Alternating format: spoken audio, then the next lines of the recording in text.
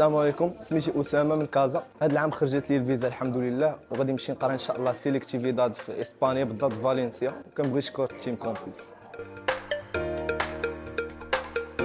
الحمد لله اون فوا خرجت لي الفيزا فرحت واحد الفرحه ما يمكنش، حيت نسبيا كنت متوقع، ولكن ضروري هذا الشعور كيبقى سبيسيال فاش يلاه كتكونفيرمي بان الفيزا قدام عينك.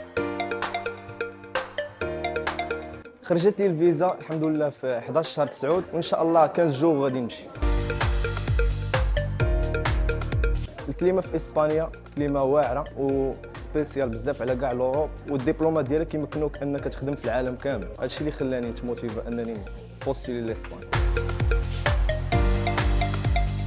كومبيس ديجا عرفتها في انستغرام، وديجا واحد 3 ديال الدراري صحابي هما اللي كانوا نصحوني بها، وديجا راهم في الاسبان، كاين اللي في مالاغا اللي في فالنسيا، نيت ان شاء الله الديستيناسيون اللي غادي لها فالنسيا. واول واحد جلس معايا يهودي، ابخي خدم معايا مهدي الدوسي فيزا حتى خديتها، وما خلى معايا حتى شي بوان ما تريطيهاش مزيان. الانسان اللي كيفكر انه يكمل قرايه على برا خصوصا الاسبان غير يتوكل على الله. ديجا راه ملي كتاخذ الريسك راك كتوصل في حياتك وما تخاف والو، كلشي يكون مزيان باذن الله.